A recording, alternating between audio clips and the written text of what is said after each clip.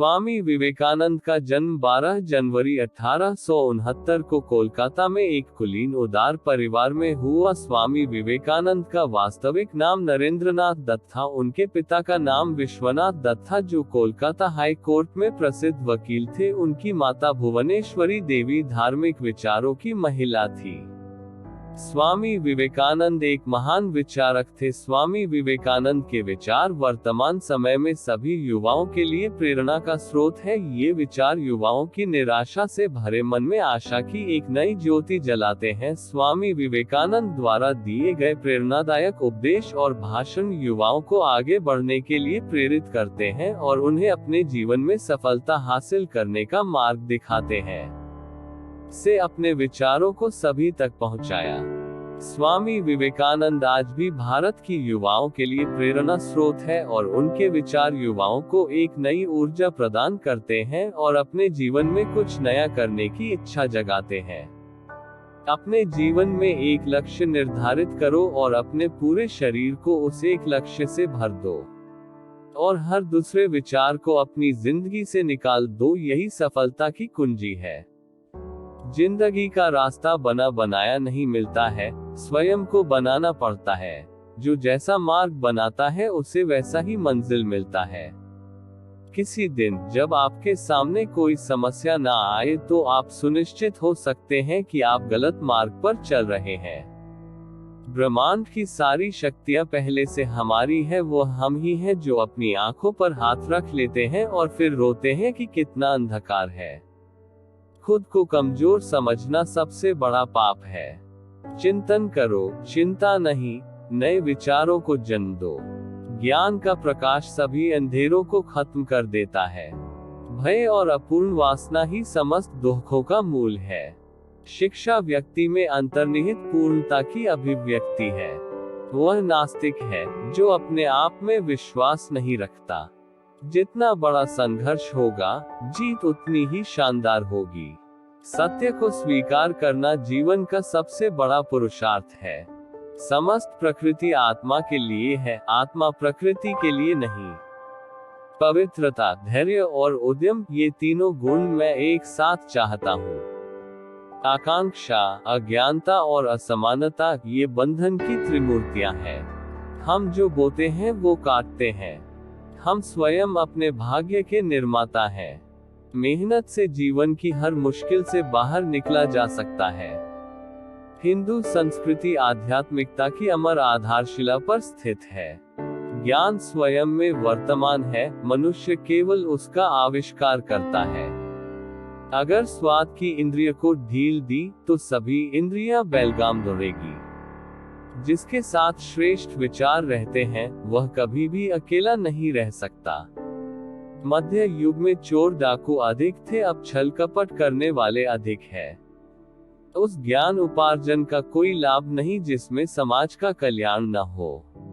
अनुभव ही आपका सर्वोत्तम शिक्षक है। जब तक जीवन है सीखते रहो। जब तक जीना तब तक सीखना। अनुभव ही जगत में सर्वश्रेष्ठ शिक्षक है। उठो, जागो और जब तक लक्ष्य की प्राप्ति ना हो जाए तब तक मत रुको। वो मजबूत आदमी है जो कहता है कि मैं अपनी किस्मत स्वयं बनाऊंगा। जीवन का रहस्य केवल आनंद नहीं बल्कि अनुभव के माध्यम से सीखना है। संभव की सीमा जानने का एक ही तरीका है, असंभव से भी आगे निकल जाना। जो अग्नि हमें गर्मी देती है, हमें नष्ट भी कर सकती है। यह अग्नि का दोष नहीं है। सच को कहने के हजारों तरीके हो सकते हैं और फिर भी सच तो वही रहता है। हर काम को 3 अवस्थाओं से गुजरना होता है, उपहास, विरोध और स्वीकृति। वह आदमी अमृतत्व तक पहुंच गया है जो किसी भी चीज से विचलित नहीं होता है। दुनिया एक महान व्यायामशाला है जहां हम खुद को मजबूत बनाने के लिए आते हैं। शिक्षा का अर्थ है उस पूर्णता को व्यक्त करना जो सब मनुष्यों में पहले से विद्यमान है।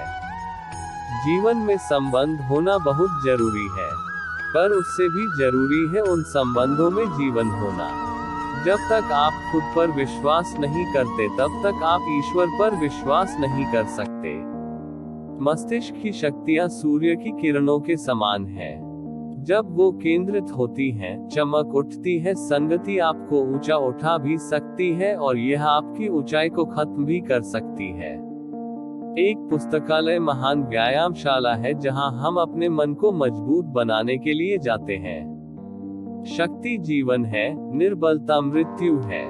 विस्तार जीवन है, संकुचन मृत्यु है। प्रेम जीवन है, द्वेष मृत्यु है। पवित्रता, धैर्य और दृढ़ता ये तीनों सफलता के लिए आवश्यक है, लेकिन इन सब से ऊपर प्यार है। तुम अपनी मंजिल को तो रातों रात नहीं बदल सकते, परंतु अपनी दिशा को रातों रात बदल सकते हैं। केवल उन्हीं का जीवन है जो दूसरों के लिए जीते हैं। अन्य सब तो जीवित होने से अधिक मृत है। जो कुछ भी तुमको कमजोर बनाता है, शारीरिक, बौद्धिक या मानसिक, उसे जहर की तरह त्याग दो। किसी चीज से डरो मत, तुम अद्भुत काम करोगे। ये निर्भयता ही है जो क्षण भर में परम आनंद लाती है। मनुष्य जितना अपने अंदर से करुणा, दयालुता और प्रेम से भरा होगा, वो संसार को भी उसी तरह पाएगा। यदि परिस्थितियों पर आपकी मजबूत पकड़ है तो जहर उगलने वाला भी आपका कुछ नहीं बिगाड़ सकता। हमें हमारे विचार ही बनाते हैं, इसलिए शब्दों पर नहीं अपनी सोच पर ध्यान दें। विचार हमेशा जिंदा रहते हैं। दिन रात अपने मस्तिष्क को उच्च कोटि के विचारों से भरो। जो फल प्राप्त होगा वह निश्चित ही अनोखा होगा। इच्छा का समुद्र हमेशा अतृप्त रहता है। उसकी मांगे ज्यों ज्यों पूरी की जाती है, त्यों त्यों और गर्जन करता है। दिन में कम से कम एक बार खुद से बात जरूर करें, वरना आप दुनिया के बेहतरीन इंसान से नहीं मिल पाएंगे। जितना हम दूसरों के साथ अच्छा करते हैं, उतना ही हमारा हृदय पवित्र हो जाता है और भगवान उसमें बसता है। हम भगवान को खोजने कहाँ जा सकते हैं अगर उनको अपने दिल और हर एक जीवित प्राणी में नहीं देख सकते। दिन में कम से कम एक बार खुद से जरूर बात करें, अन्यथा आप एक उत्कृष्ट व्यक्ति के साथ एक बैठक गंवा देंगे। किसी दिन जब आपके सामने कोई समस्या ना आए, आप सुनिश्चित हो सकते हैं कि आप गलत मार्ग पर चल रहे हैं। जिसने ने भी किसी का साथ ढूंढा, समझ लो उससे सफलता पीछे छूट गई, क्योंकि भीड़ कभी शिखर पर नहीं पहुंचती। एक समय में एक काम करो और ऐसा करते समय अपनी पूरी आत्मा उसमें डाल दो और बाकी सब कुछ भूल जाओ। जो सत्य है उसे साहसपूर्वक निर्भीक होकर लोगों से कहो। उससे किसी को कष्ट होता है या नहीं, इस पर ध्यान मत दो। कुछ मत पूछो, बदले में कुछ मत मांगो। जो देना है वो दो, वो तुम तक वापस आएगा, परंतु उसके बारे में अभी मत सोचो।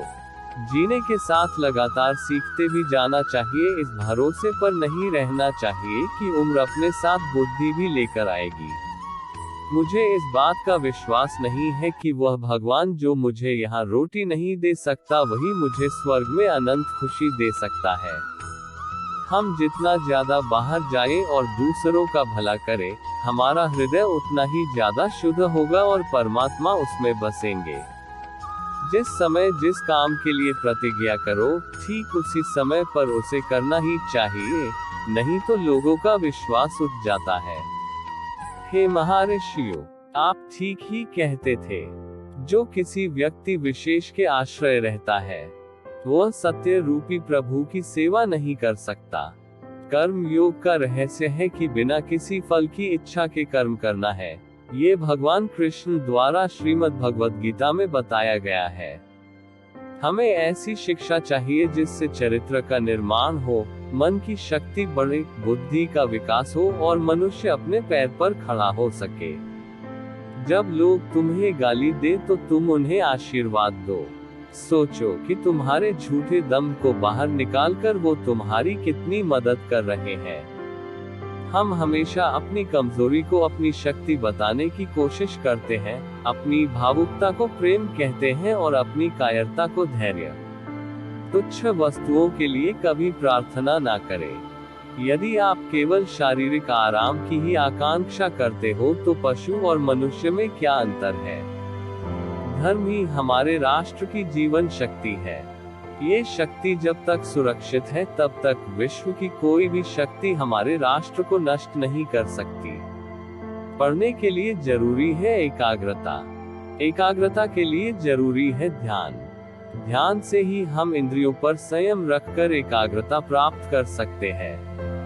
यदि हमें गौरव से जीने का भाव जगाना है, अपने अंतर्मन में राष्ट्रभक्ति के बीज को पल्लवित करना है तो राष्ट्रीय तिथियों का आश्रय लेना होगा। जो आपकी मदद कर रहा है उन्हें न भूलें। जो आपको प्यार कर रहे हैं उनसे नफरत न करें। जो आप पर विश्वास कर रहे हैं उन्हें धोखा ना दें।